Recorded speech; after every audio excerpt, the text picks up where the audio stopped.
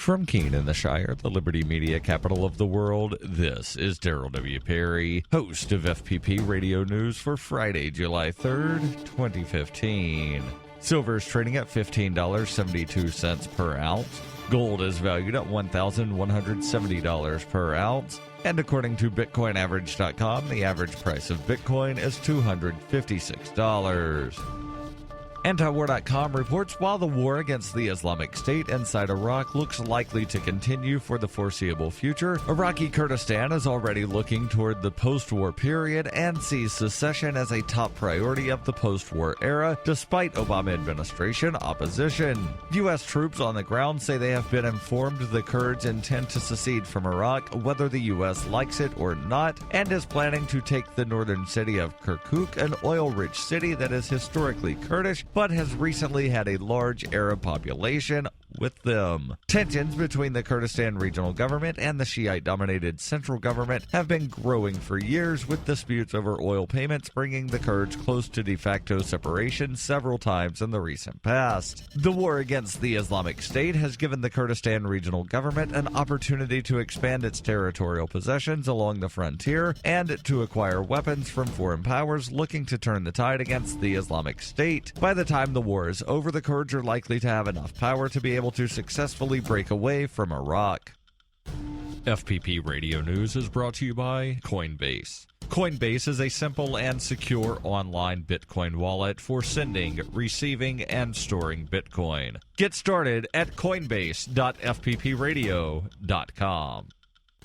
UPI reports a former U.S. Drug Enforcement Administration agent pled guilty Wednesday to charges that he stole $200,000 in Bitcoin and tried to sell law enforcement secrets while investigating the online drug marketplace Silk Road. Carl M. Force was the lead undercover agent with direct contact to Silk Road founder Ross Ulbricht, who allegedly went by the moniker Dread Pirate Roberts. The Justice Department said Force, who went under the aliases Knob and French Maid during the investigation, offered to sell Ulbricht fake driver's license and law enforcement secrets about the government's Silk Road investigation in exchange for more than $200,000 in Bitcoin. He deposited the currency into his personal accounts. Assistant Attorney General Caldwell said former DEA agent Carl Force crossed the line from enforcing the law to breaking it. Seduced by the perceived anonymity of the virtual currency and the dark web, Force used invented online personas and encrypted messages to fraudulently obtain Bitcoin worth hundreds of thousands of dollars from the government and investigative targets alike. Investigators said Force also admitted to signing a $240,000 contract with 20th Century Fox to assist in a movie about the Silk Road investigation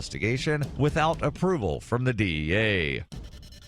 For over 35 years, Robertson Roberts has been a trusted source for buying and selling your investment-grade precious metals. They also take Bitcoin for precious metal purchases and permanently removed the minimum purchase order for all orders paid in the digital currency. Call Robertson Roberts today for knowledgeable advice on investing and a forward-thinking approach to new technologies. 850-478-5270 or online at rrbi.co.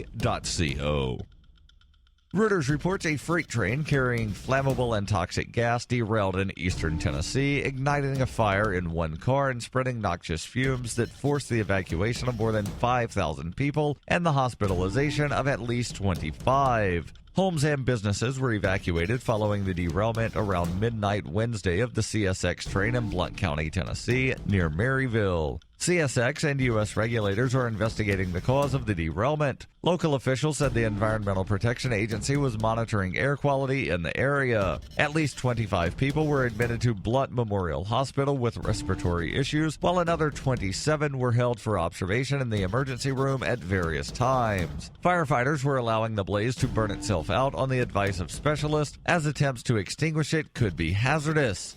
CSX said at 3:30 p.m. that the tank car continued to burn, making it unsafe to establish any transfer operations. Officials said Maryville residents could be forced from their homes for up to 2 days, and the Red Cross had set up a shelter in a nearby high school. Residents within a 2-mile radius were evacuated initially, according to the Federal Railroad Administration. The zone was reduced to only 1.5 miles from the scene of the accident later on Thursday. This has been FPP Radio News, online at fppradio.com.